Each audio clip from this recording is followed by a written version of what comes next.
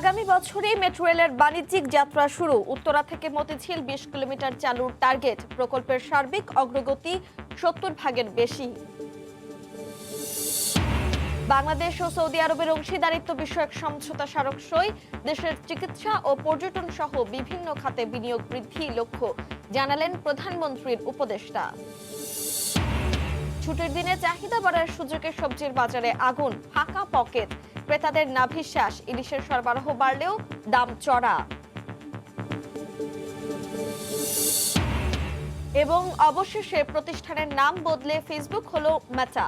আগের নামেই থাকছে ফেসবুক, হোয়াটসঅ্যাপ, ইনস্টাগ্রাম। ভার্চুয়াল রিয়েলিটিতে দখল নেয়ার আশা।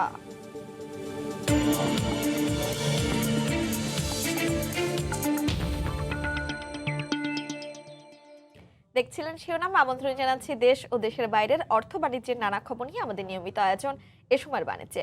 আপনাদের সঙ্গে আছি আমি তানজিলা খান মেম। আগামী বছর উত্তরা থেকে মতিঝিল পর্যন্ত চালু করতে না পারলে উত্তরা থেকে আগারগাঁও রুট ধরেই চলাচল শুরু করবে দেশের প্রথম মেট্রো রেল।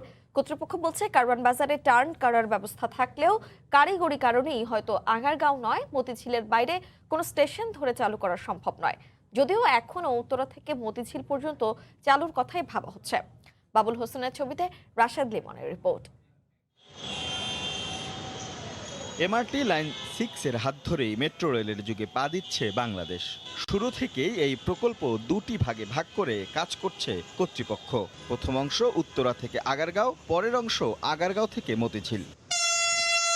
উত্তরা থেকে আগারগাঁও 11.73 কিলোমিটার ভায়াডাক্টে 9টি স্টেশন। এই অংশে প্রথম 4টি স্টেশনে শুরু হয়েছে ট্রায়াল রান। প্যাকেজ 1-এর সার্বিক অগ্রগতি 84.58%। অন্যদিকে আগারগাঁও থেকে মতিঝিল পর্যন্ত 8.11 কিলোমিটার পথে 7টি স্টেশন নিয়ে ফার্মগেট, কারওয়ান বাজার, প্রেস ক্লাব হয়ে এগিয়েছে মতিঝিলের পথে। এই অংশের কাজ এগিয়েছে 60%-এর বেশি। ভায়াডাক এটা মতিঝিল পর্যন্ত 20.10 কিলোমিটার, 18.652 কিলোমিটার ভায়াডেকের কাজ কিন্তু আমরা ইতিমধ্যে শেষ করে ফেলেছি।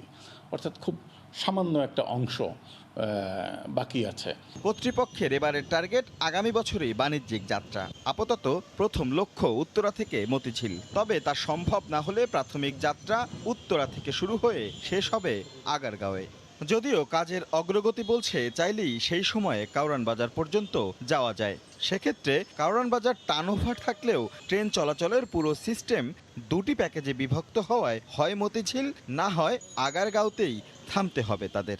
যেই সফটওয়্যারে ট্রেনটা চলবে সেই সফটওয়্যারটা কারওয়ান বাজার পর্যন্ত না, তার একটা অংশ হচ্ছে আগারগাঁও পর্যন্ত, দ্বিতীয়টা হচ্ছে মতিঝিল পর্যন্ত। পুরো প্রকল্পের সার্বিক অগ্রগতি 70.58%। দেশের প্রথম মেট্রো রেল এমআরটি লাইন 6-এর কাজ কাগজে কলমে শেষ হওয়ার কথা 2024 সালে। যদিও প্রকল্প সংশ্লিষ্টরা বলছেন আগামী বছরই এই প্রকল্প উদ্বোধন করার পরিকল্পনা রয়েছে তাদের। সেক্ষেত্রে উত্তরা থেকে আগারগাঁও পর্যন্ত চালু হলেও বাকি অংশ অর্থাৎ মতিঝিল পর্যন্ত চালু করতে নির্ধারিত সময় অর্থাৎ 24 সাল পর্যন্ত তাদের অপেক্ষা করতে হবে না, সেটি হলফ করেই বলা যায়। রাশেদ লিমন, সময় সংবাদ, ঢাকা। পাটুরিয়ার 5 নম্বর ফেরিঘাটে ডুবে যাওয়া আমানত শাহ ফেরি 3 দিনেও উদ্ধার হয়নি। উদ্ধারের সর্বশেষ খবর জানাতে পাটুরিয়া থেকে আমাদের সাথে সরাসরি যুক্ত হচ্ছেন সহকর্মী মোহাম্মদ ইউসুফ আলী। ইউসুফ, তো পাটুরিয়া দৌলতিয়া নোটের পাটুরিয়া 5 নম্বর ঘাটে ডুবে যাওয়া যে ফেরিটি কিন্তু উদ্ধার করা কিন্তু সম্ভব হয়নি। সেই ক্ষেত্রে কিন্তু যে যানবাহনগুলো রয়েছে সেই যানবাহনগুলো কিন্তু আজকে সকাল 8টার থেকে যে অভিযান শুরু হয়েছে ঘাট ভাবে কিন্তু অভিযানটা চালাচ্ছে। তবে এই মুহূর্তে যে যানবাহনগুলো রয়েছে সেই যানবাহন ফেলে আছে কিন্তু হামলা বেশ দেখতে হচ্ছে। কারণ হচ্ছে এটাই যে ভিতরের যে রশি বা বড় বড় যে রশি দিয়ে টানা হচ্ছে সেটা কিন্তু ছিঁড়ে যাচ্ছে, যার কারণে কিন্তু এখানে যে গণরাজ্য কর্মী রয়েছে তাদেরও কিন্তু কিছু এলাকাতে পদ্ধতিতে আজকে যে অবস্থা রয়েছে উদ্ধার সফল হয়নি। মোটর বাইকে উদ্ধার করা হয়েছে একটি। এছাড়াও এখন পর্যন্ত 4টি বিআইডব্লিউটিসিতে যে তথ্য অনুসারে 4টি ট্রাক এবং বেশ কিছু মোটর বাইক কিন্তু এর মধ্যে রয়েছে। আর যেটি উদ্ধার করা তো হামজা এবং প্রত্যয়ের জন্য অসম্ভব হয়ে পড়েছে, তাও প্রত্যয় এসে পৌঁছানো। এই ছিল আমার কাছে সর্বশেষ অবস্থা।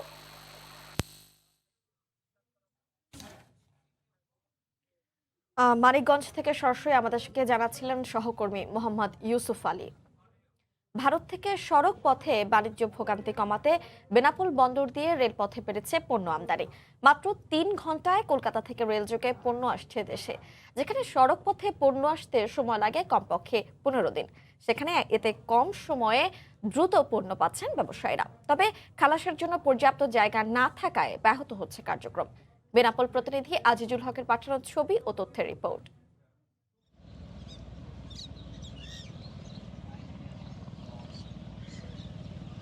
অথচ এই দূরত্বটাও অতিক্রম করতে সিন্ডিকেটের কারণে পণ্য আসতে সময় লেগে যায় 15 দিন। এতে আমদানি খরচ যেমন বাড়ে, তেমনি পণ্য চালানে বিলম্ব হওয়ায় শিল্পের উৎপাদন কার্যক্রম চরমভাবে বাধাগ্রস্ত হয়।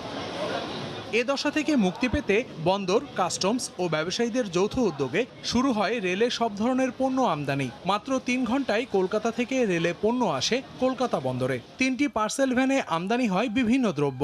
এতে কম খরচে দ্রুত সময়ে পণ্য পরিবহন করা সম্ভব হচ্ছে। 1 কেজি থেকে শুরু করে 100 টন এমনকি 1000 টন পর্যন্ত মাল আমদানি রপ্তানি খুবই সহজে ডিটেনশন এড়িয়ে ওরা করতে পারবেন। মাত্র 3 ঘন্টায় কলকাতা থেকে বেনাপোলে ট্রেন যোগে মাল এসে পৌঁছায়, যেখানে সড়কপথে 15 দিনের অধিক সময় লাগে।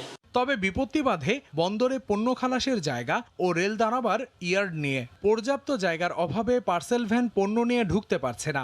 এতে কম সময়ে পণ্য আসার সুফল ভোগ করতে পারছেন না ব্যবসায়ীরা। প্রসার ঘটছে না বাণিজ্যের। বন্দর এবং কাস্টমস এবং বাংলাদেশ সরকারের পক্ষ থেকে যেভাবে আগ্রহ আছে, বন্দর যদি আমাদেরকে ব্যাপক পরিমাণ জায়গা দিতে পারে, তা আমরা এই ধরনের রেল প্রতিদিন একটা করে নিয়ে আমরা আনলোড করে দিতে পারবো। স্থলবন্দর কর্তৃপক্ষ বলছে জমি অধিগ্রহণ ও শেড নির্মাণের প্রক্রিয়া চলছে। আরও কিছু জমি অধিগ্রহণ করছি যাতে দ্রুত খালাস করে পণ্য সংরক্ষণ করা যায়। আমরা বেশ কিছু ওয়্যার হাউস নির্মাণের জন্য পদক্ষেপ গ্রহণ করছি। গত বছরের 13 জুলাই বেনাপোল বন্দর দিয়ে ভারতের সাথে রেলপথে পার্সেল ভ্যানে পণ্য আমদানি শুরু হয়। চলতি অর্থ বছরে গত 3 মাসে ভারত থেকে রেলে আমদানি হয়েছে 97,300 মেট্রিক টন পণ্য। সময় সংবাদ, বেনাপোল। বাংলাদেশে সৌদি বিনিয়োগ বৃদ্ধির লক্ষ্যে দুই দেশের মধ্যে সরকারি বেসরকারি অংশীদারিত্ব বিষয়ক সমঝোতা স্মারক স্বাক্ষরিত হয়েছে।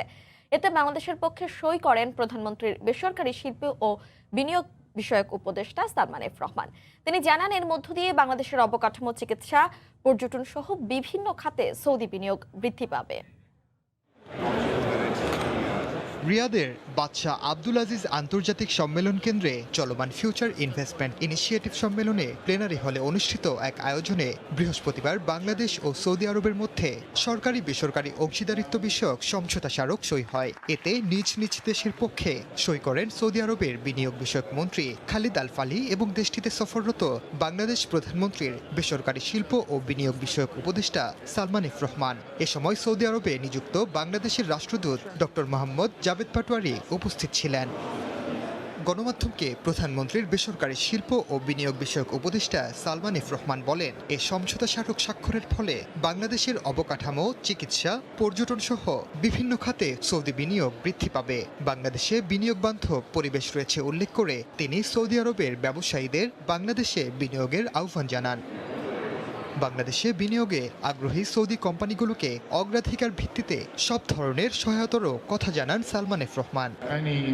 এর আগে গেল 19 সেপ্টেম্বর সৌদি বিনিয়োগ বিষয়ক মন্ত্রী খালিদ আল ফালির সঙ্গে বৈঠকের সময় বাংলাদেশে বিনিয়োগ বৃদ্ধির বিষয়ে সরকারি বেসরকারি অংশীদারিত্ব বিষয়ক সমঝোতা স্মারক স্বাক্ষরের উপর গুরুত্ব দেন প্রধানমন্ত্রীর বেসরকারি শিল্প ও বিনিয়োগ বিষয়ক উপদেষ্টা। এরই পরিপ্রেক্ষিতে অল্প সময়ের মধ্যে দুদেশের মধ্যে সমঝোতা স্মারক সই হলো। ওমরিনান, সময় সংবাদ। সাপ্তাহিক ছুটির দিনে আজ বাজারে এসে ক্রেতাদের নাভিশ্বাস অবস্থা। শুধু সবজি কিনে পকেট ফাঁকা হয়ে যাচ্ছে অনেকের। নিষেধাজ্ঞা শেষে সরবরাহ বাড়লেও বাড়তি দামেই বিক্রি হচ্ছে ইলিশ। ইনকাম কম, খরচ বেশি হয়ে যাচ্ছে। ঢাকা শহরে থাকার মতন ব্যবস্থা নাই। সাপ্তাহিক ছুটির দিনে সাত সকালে বাজারে এসে একটা লাউ আর শিম কিনতেই পকেট ফাঁকা বেসরকারি চাকরিজীবী সাদ্দাম হোসেনের। হবেই বা না কেন, বাজারে 1 কেজি শিমের দাম উঠেছে 200 টাকা। কাঁচামরিচ কিনতে খরচ হচ্ছে 160 টাকা। স্বস্তি নেই শসা, বেগুন, পটল সহ অন্যান্য সবজির বাজারেও। শসা বিক্রি হচ্ছে 60 টাকা কেজিতে। জাস্টিফাই বা কোনো বিষয়টা তদন্ত করা এটা নাই। বেতনতে 60 টাকা, তোমার বেগুন 100 টাকা করে কিনতে হবে, কিছু করার নাই। গত সপ্তাহ থেকে এখন এই সপ্তাহে বেশি মূল্য। এত বৃদ্ধি হলে তো আমাদের মতো মানুষের চলা অসম্ভব।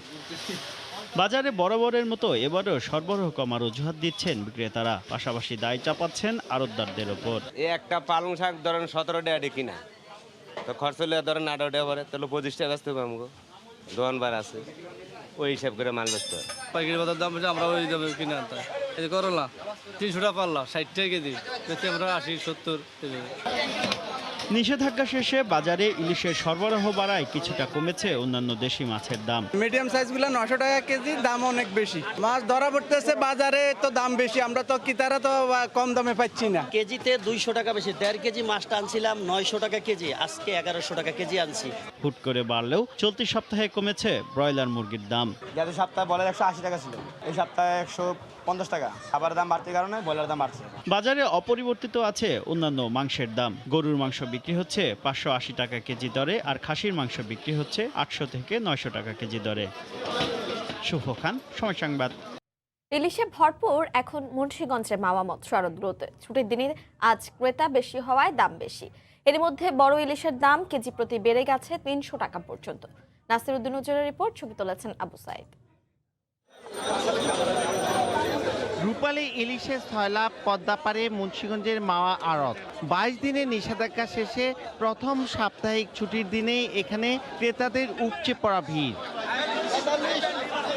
দামেও যেন আগুন। প্রকারভেদে প্রতি কেজি ইলিশ বিক্রি হচ্ছে 500 থেকে 1400 টাকা পর্যন্ত। এতে জেলে আর আড়তদাররা খুশি হলেও অসন্তুষ্ট ক্রেতারা। মাছে তারপরে একটু ডিম আছে, কিন্তু বড় অনেক প্রচুর পরিমাণ মাছ পাওয়া যায়। পদ্মায় জাল ফেলেলেই মাছ পাওয়া যায়। মাছে অনেক টেস্টি, আর শুক্রবারের দিন অনেক ক্রেতা আইছে। ইলিশ হয়েছে 1400 টাকা কেজি। একদিনের ব্যাপারে ইলিশ মাছের কেজিতে 300 টাকা বাড়ছে। শুক্রবারে আসলাম এখানে একটু সেফটে মাছ নেওয়ার জন্য, কিন্তু এখানে আসি দেখি যে মাছের রেট আরো বেশি। তাহলে কিভাবে সম্ভব আমাদের দ্বারা?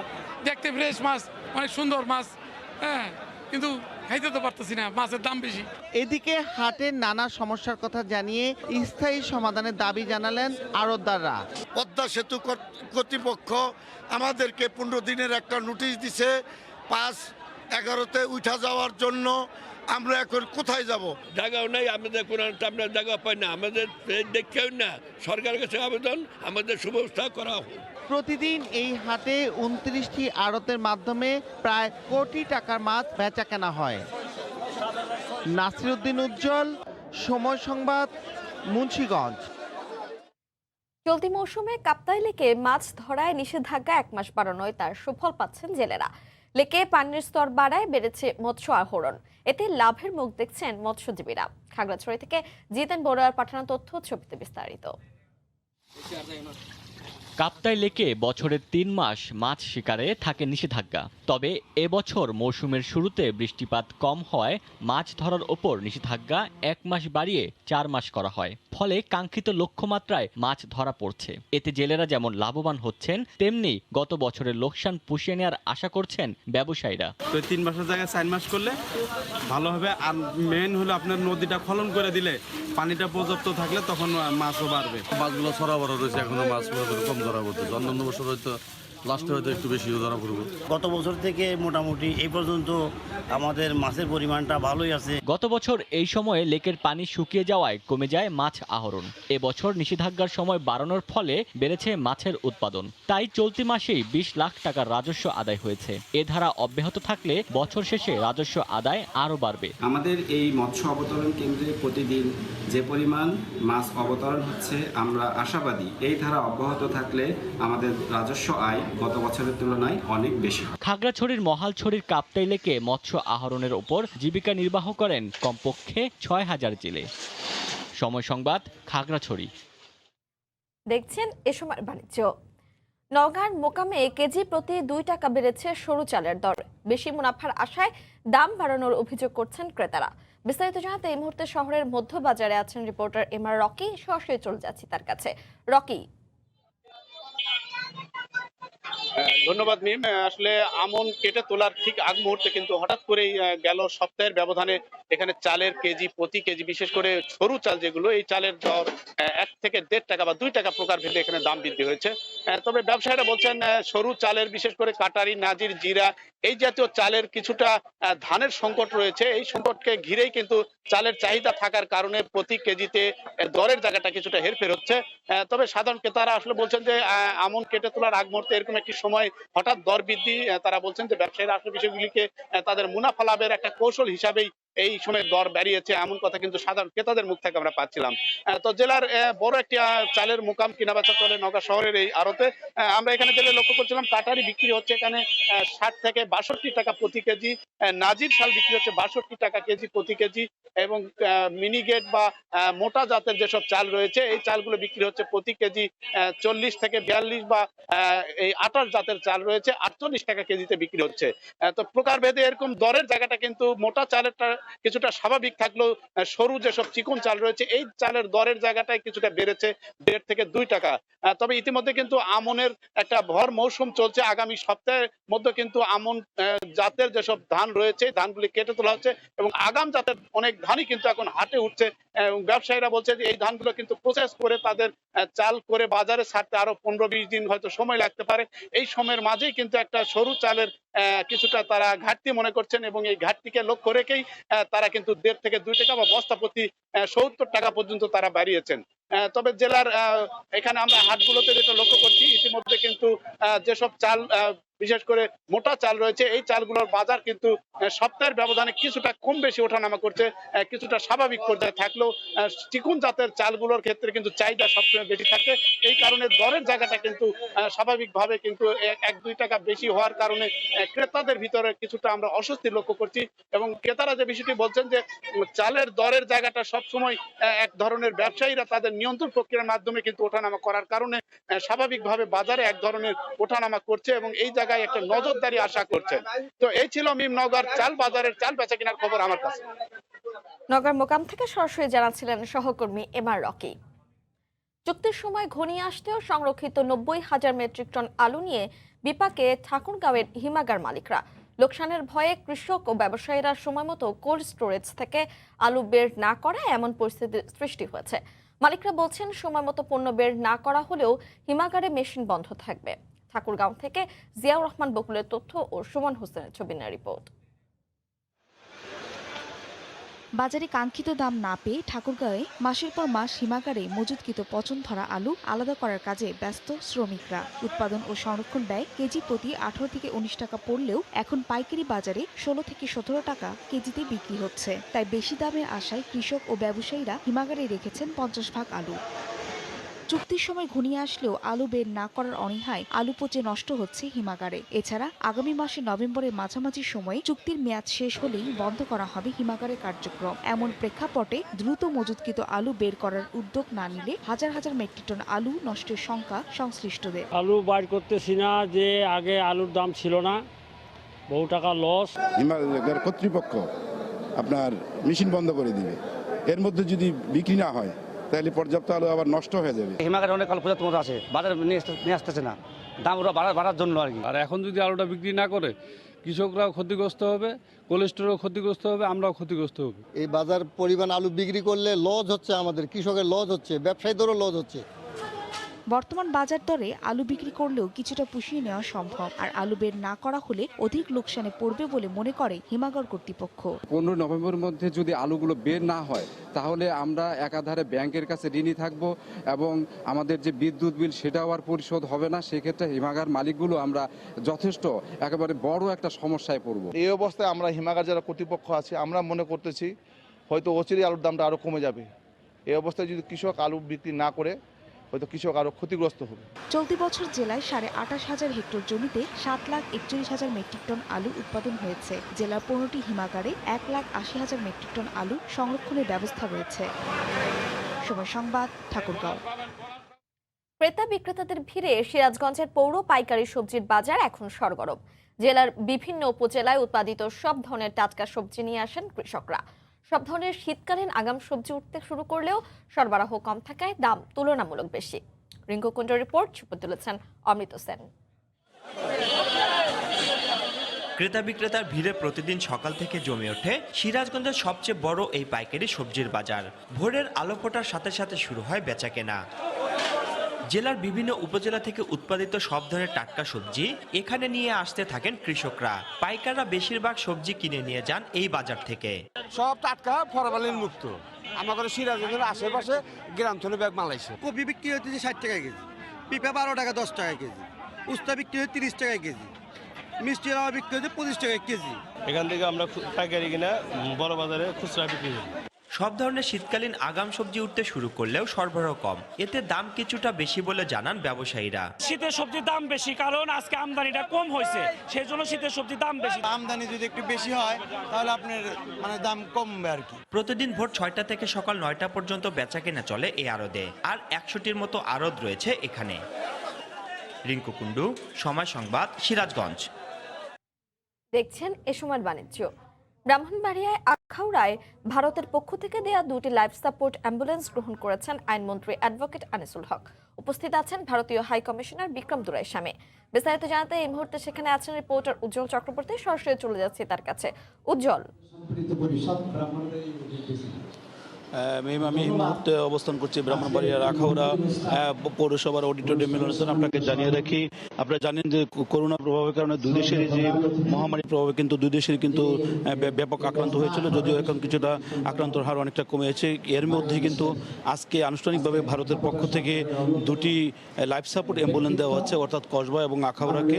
এখানে আনুষ্ঠানিকভাবে এই অনুষ্ঠানে উপস্থিত আছেন আইনমন্ত্রী অ্যাডভোকেট আনিসুল হক, ভারতীয় হাই কমিশনার বিক্রম দুরাইস্বামী এবং পররাষ্ট্র সচিব মাসুদ বিন মোমেন, আইন সচিব গোলাম সারোয়ার সহ জেলা প্রশাসন এবং উপজেলা প্রশাসনের কর্মকর্তারা আজকে এই অনুষ্ঠানে উপস্থিত আছেন। এই আনুষ্ঠানিকভাবে এখানে যে লাইফ সাপোর্ট যে অ্যাম্বুলেন্সগুলো সেটি কিন্তু আনুষ্ঠানিকভাবে মন্ত্রীর হাতে তুলে দেওয়া হবে। আপনাকে আরেকটা বিষয় জানিয়ে রাখি, বর্তমানে যে কার্যক্রম চলছে সেখানে অল্প কিছুক্ষণের মধ্যে কিন্তু ভারতীয় হাই কমিশনার বিক্রম দুরাইস্বামী এবং আইনমন্ত্রী আনিসুল হক বক্তব্য রাখবেন। আপনাকে পাশাপাশি আপনারা জানিয়ে রাখি যে আজকে 2টি অ্যাম্বুলেন্স হস্তান্তর করবে, অর্থাৎ আখাউড়া একটি এবং কসবাতে একটি, পাশাপাশি ব্রাহ্মণবাড়িয়া সদর হাসপাতালে কিন্তু একটি অ্যাম্বুলেন্স প্রদান করা হয়েছে ভারতের পক্ষ থেকে। তারা বলছেন এই অ্যাম্বুলেন্সের প্রদানের মধ্য দিয়ে দুই দেশের যে ভ্রাতৃত্ব বন্ধন সেটি আরও সুদৃঢ় হবে। পাশাপাশি আপনি জানেন যে মহান মুক্তিযুদ্ধে ভারতের ভূমিকা ছিল, সেই কারণে কিন্তু বর্তমানে কিন্তু যে করোনা মহামারী, সেই মহামারী কিন্তু দুই দেশ যৌথভাবে কিন্তু মোকাবেলা করছে। বন্ধুত্বের নিদর্শন স্বরূপ কিন্তু আজকে যে অ্যাম্বুলেন্সগুলো প্রদান করা হচ্ছে। আইনমন্ত্রী আনিসুল হক এই ভারতীয় হাই কমিশনার দুরাইস্বামী থেকে সেটি আনুষ্ঠানিকভাবে গ্রহণ করবেন। এই অনুষ্ঠানকে কেন্দ্র করে কিন্তু আখাউড়াতে একটি উৎসব আমেজ সৃষ্টি হয়েছে। পাশাপাশি এখানে শিক্ষক, সাংবাদিক, মুক্তিযোদ্ধা সহ সুধী সমাজের প্রতিনিধিরা কিন্তু আজকে এখানে অবস্থান করছেন। পাশাপাশি ব্রাহ্মণবাড়িয়া জেলা প্রশাসক, পুলিশ সুপার থেকে শুরু করে রাজনৈতিক অঙ্গনের কিন্তু শীর্ষ নেতারা আজকের এই আখাউড়ার অনুষ্ঠানে উপস্থিত হয়েছেন। আপনাকে জানিয়ে রাখি যে আজকে এই অনুষ্ঠানকে কেন্দ্র করে সকাল থেকে কিন্তু আখাউড়া পুরো উপজেলা সদর জুড়ে উৎসব আমেজ এবং সাজসব রব ছিল। পাশাপাশি যে অ্যাম্বুলেন্সগুলো হস্তান্তর করা হচ্ছে সেই অ্যাম্বুলেন্স হস্তান্তর কেন্দ্র করে কিন্তু এখানকার যে আখাউড়াবাসী তাদের মধ্যে কিন্তু আশার আলো সৃষ্টি হয়েছে। তারা বলছেন এই অ্যাম্বুলেন্সগুলো দেওয়ার মধ্য দিয়ে এখানকার যে প্রত্যন্ত অঞ্চলের যে রোগীরা অনেক ধরনের উন্নত মানের সেবা পাবে, কেননা এই ধরনের লাইফ সাপোর্ট অ্যাম্বুলেন্স কিন্তু কোথাও নেই বলে তারা আমাদেরকে জানিয়েছেন। তো আজকে যে অনুষ্ঠান, সেই অনুষ্ঠানে উপস্থিত আছেন দুই দেশের শীর্ষ কর্মকর্তারা। তো এই ছিল আখাউড়া থেকে আমার কাছে সর্বশেষ মিম। ব্রাহ্মণবাড়িয়া থেকে সরাসরি জানাচ্ছিলেন সহকর্মী উজ্জ্বল চক্রবর্তী। সচেতনতা বাড়াতে আজগর আলী হাসপাতালে বিশ্ব স্ট্রোক দিবস পালিত হয়েছে। অনুষ্ঠানে নিউরো মেডিসিন কনসালটেন্ট অধ্যাপক ডক্টর নির্মলেন্দু বিকাশ ভৌমিক, ডক্টর নাজমুল হুদা ও নিউরো সার্জারির কনসালটেন্ট ডক্টর মাসুদ আনোয়ার উপস্থিত ছিলেন। অনুষ্ঠানে স্ট্রোকের ঝুঁকি এবং সতর্কতা নিয়ে আলোচনা করা হয়। এছাড়াও বিভিন্ন বিভাগের কনসালটেন্ট, ডাক্তার, নার্স ও হাসপাতালের ঊর্ধ্বতন কর্মকর্তারা এতে অংশ নেন। নিউরোসায়েন্স বিভাগের কনসালটেন্টরা স্ট্রোকের ঝুঁকি বাড়ায় এমন বিষয়গুলো নিয়ে বিস্তারিত আলোচনা করেন।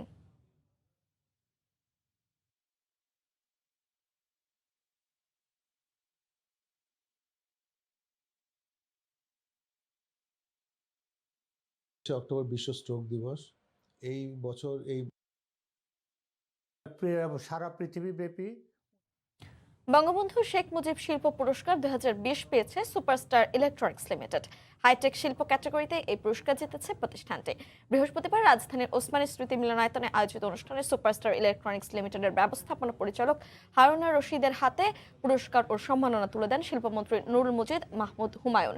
এবার বৃহৎ, মাঝারি, ক্ষুদ্র, মাইক্রো, হাইটেক, হস্ত ও কারু এবং কুটির শিল্প এই 7 ক্যাটাগরিতে 23টি প্রতিষ্ঠানকে এই পুরস্কার দেওয়া হয়।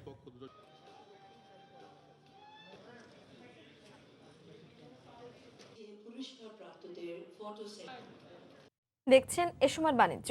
সাপ্তাহিক ছুটির দিনে আজ কক্সবাজার সমুদ্র সৈকতে বেড়েছে পর্যটক সমাগম। ভ্রমণ পিপাসুরা মেতেছেন সাগরের ঢেউয়ে।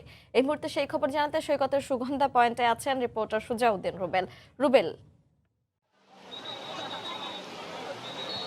সাপ্তাহিক ছুটির দিনে হাজার হাজার পর্যটক ভিড় করেছে। তবে গত 2 মাসে যে পরিমাণ পর্যটক আসলে কক্সবাজারে ভ্রমণে এসেছে তার চেয়ে আজকে একটু আমরা সাপ্তাহিক ছুটির দিনে একটু কম সংখ্যক পর্যটক দেখছি। তবে পর্যটকের সংখ্যাটা বলতে গেলে 50,000 কিংবা 70,000-এর অধিক বলে আমাদেরকে জানিয়েছে লাইফগার্ড কর্মীরা। এই যে যারা ছুটে এসেছেন তারা আমরা দেখতে পাচ্ছি এখানে সাগরের উত্তাল ঢেউর যে মাত্রাটা সেটি নেই।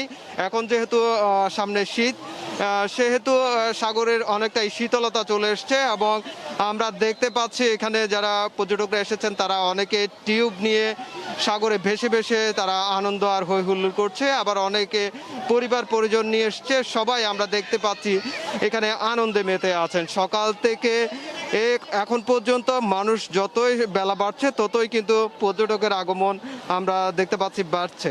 তো সেহেতু আমরা পর্যটকদের সাথে কথা বলেছিলাম, তারা যে বিষয়টি বলছে দীর্ঘ সময় তারা পর কক্সবাজারে বেড়াতে এসেছে। অনেক সময় তারা আসলে বেড়াতে আসতে পারেনি করোনার কারণে, এরপর দীর্ঘ নানা জটিলতার কারণে আসতে পারেনি। এখন যেহেতু সাপ্তাহিক ছুটিকে কেন্দ্র করে তারা ছুটে আসছেন এবং এসে তারা আনন্দ আর হৈ হুল্লোড়ে মেতে আছেন। তারা অনেকে ছবি তুলছেন, অনেকে তারা সমুদ্রে যে জেট স্কি রয়েছে সে জেট স্কি যুগে সমুদ্র ভ্রমণ করছে।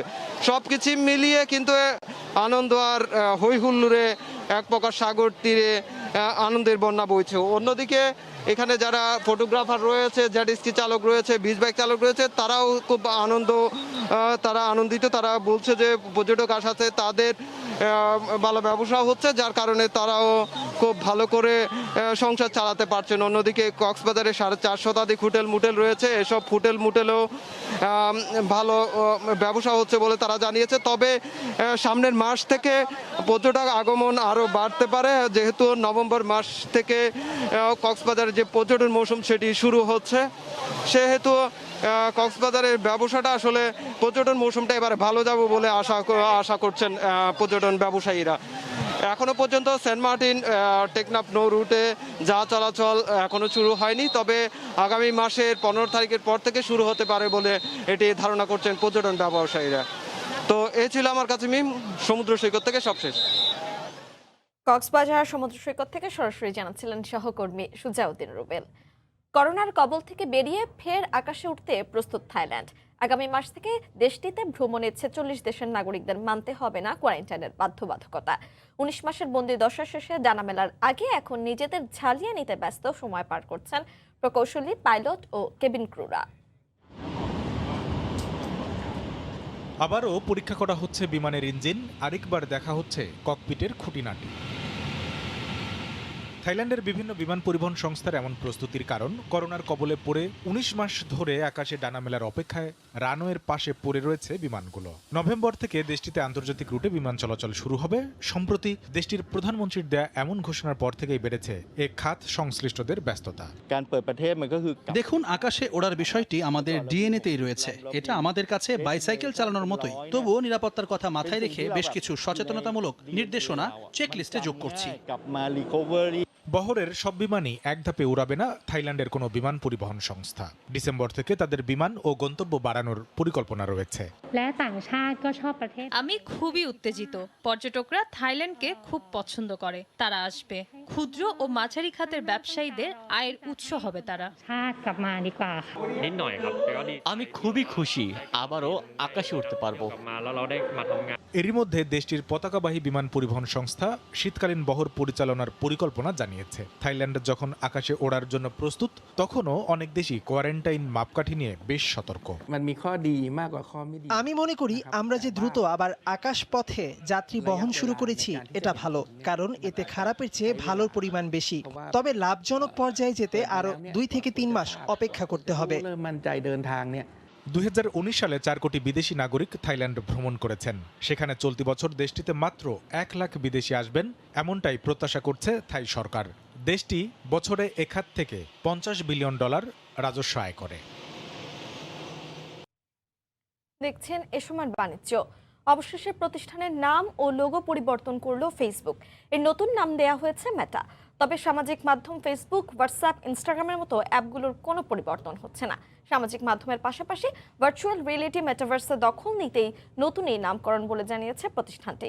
বিদ্বেষমূলক কর্মকাণ্ড উস্কানি সহ ফেসবুকের বিরুদ্ধে সাবেক কর্মকর্তার নানা অভিযোগ ফাঁসের পর নাম পরিবর্তন করল ফেসবুক।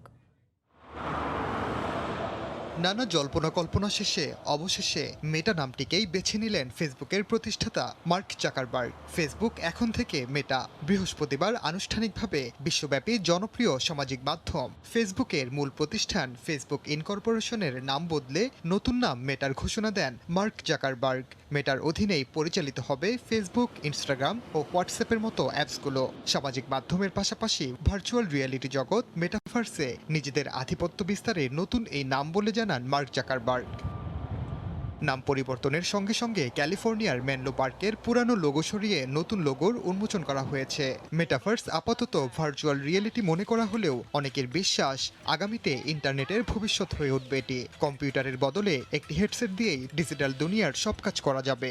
সেই দুনিয়ার অংশ হতেই গ্রিক শব্দ মেটা বেছে নিয়েছেন মার্ক জাকারবার্গ। আমি আমাদের নতুন অধ্যায়ের পরিচিতি নিয়ে অনেক চিন্তা ভাবনা করছি। আমরা এখন এই প্রতিষ্ঠানকে বিশাল ভার্চুয়াল প্রতিষ্ঠান হিসেবে দেখছি। এখানে আশা করি সবকিছুই করা যাবে। আমরা ভবিষ্যতের দিকেই জোর দিতে চাই। এখন 2004 সালে জাকারবার্গের প্রতিষ্ঠা করা ফেসবুক ইনকর্পোরেশন এখন থেকে মেটা ইনকর্পোরেশন নামে পরিচিতি পাবে। 2012 সালে ছবি ও ভিডিও শেয়ার করার অ্যাপ ইনস্টাগ্রাম ও 2014 সালে ভয়েস, বার্তা ও ছবি আদান প্রদানের অ্যাপ হোয়াটসঅ্যাপ কিনে নেয় ফেসবুক। ভার্চুয়াল রিয়েলিটি ও ক্লো বর্তমান মেটার মালিকানাধীন।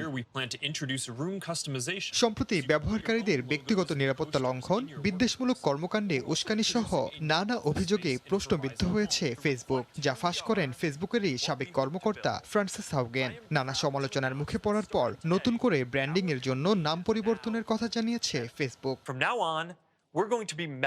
এর আগে 2015 সালে গুগলের মূল প্রতিষ্ঠানের নাম বদলে অ্যালফাবেট রাখা হলেও গ্রাহকদের কাছে সেভাবে পৌঁছাতে পারেনি প্রতিষ্ঠানটি। তবে অ্যালফাবেটের মতো মেটা হারিয়ে যাবে না বলে আশা জাকারবার্গের। ওমর ইনান, সময় সংবাদ। এবছর ইতালি ও ইউরোপ জুড়ে আমের ব্যাপক সরবরাহ হয়েছে। ইতালির দক্ষিণাঞ্চল ও স্পেন থেকে আসা এই আম উঠেছে বাংলাদেশে দোকানগুলোতেও। দামের সস্তা, আকারে বড়, সুস্বাদু আমের জন্য স্থানীয়দের পাশাপাশি প্রবাসী বাংলাদেশিরাও ভিড় করছেন দোকানগুলোতে। ইতালির ভেনিস থেকে মাকসুদ রহমানের তথ্য ছবি নিয়ে রিপোর্ট।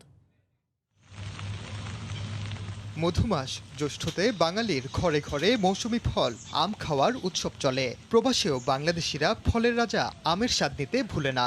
চলতি বছরের জুলাই থেকে ইতালি ও ইউরোপের বিভিন্ন দেশে বাংলাদেশি দোকানগুলোতে ফজলি আমের ব্যাপক সরবরাহ শুরু হয়। গত কয়েক বছর ধরে বাণিজ্যিকভাবে আমের চাষ শুরু করে ইতালির দক্ষিণাঞ্চলীয় সিসিলি দ্বীপ ও স্পেন। এই প্রথম সেখানকার আমের সরবরাহ শুরু হয়েছে। আমের খুচরা মূল্য কেজিতে 200 থেকে 250 টাকা হলেও সাধারণ মানুষকে তা কিনতে হচ্ছে 600 থেকে 700 টাকা প্রতি কেজি দরে। অক্টোবরের শেষে এসেও আমের সরবরাহের কোনো কমতি নেই বাজারে। তুলনামূলক সস্তা ও মানসম্মত হওয়ায় প্রবাসে বসে দেশের মতোই আম উৎসবে মেতেছেন প্রবাসী বাংলাদেশিরা। ইউরোপের প্রত্যেকটি দোকানে বাংলাদেশের মৌসুমি ফলের মতো প্রত্যেকটি দোকানে আম বিরাজমান। বাংলাদেশি ফজলি আম এখানে পাওয়া যাচ্ছে। আম নিতে আসছি, অনেক সুন্দর আম, অনেক সুস্বাদু। এরকম আম আর বিদেশের মাটিতে কখনো দেখি নাই। একসময় দেশীয় আম সংগ্রহ করতে দোকানীদের দীর্ঘদিন অপেক্ষা করতে হতো। তবে এখন দোকানে দোকানে পৌঁছে যাচ্ছে রসালো বড় মাঝারি আকারের পাকা আম। দাম কম, তাই বিক্রিও হচ্ছে ব্যাপক। এতে খুশি প্রবাসী বাংলাদেশি ব্যবসায়ীরা। আমাদের এই দোকানে ইনশাআল্লাহ এই বছরে মিনিমাম 10 টনের মতো আম বিক্রি হয়েছে। সরবরাহ ভালো হওয়ায় আমের দাম আরো কমার আশা করছেন সাধারণ মানুষ। সময় সংবাদ, ইতালি। এ সময় বাণিজ্যের শীর্ষ সংবাদগুলো জানিয়ে দিচ্ছি আরো একবার। আগামী বছরই মেট্রো রেলের বাণিজ্যিক যাত্রা শুরু। উত্তরা থেকে মতিঝিল 20 কিলোমিটার চালুর টার্গেট। প্রকল্পের সার্বিক অগ্রগতি 70% বেশি। বাংলাদেশ ও সৌদি আরবের অংশীদারিত্ব বিষয়ক সমঝোতা স্মারক সই। দেশের চিকিৎসা ও পর্যটন সহ বিভিন্ন খাতে বিনিয়োগ বৃদ্ধির লক্ষ্য জানালেন প্রধানমন্ত্রীর উপদেষ্টা। এবং ছুটির দিনে চাহিদা বাড়ার সুযোগে সবজির বাজারে আগুন, ফাঁকা পকেট, ক্রেতাদের নাভিশ্বাস। ইলিশের সরবরাহ বাড়লেও দাম চড়া।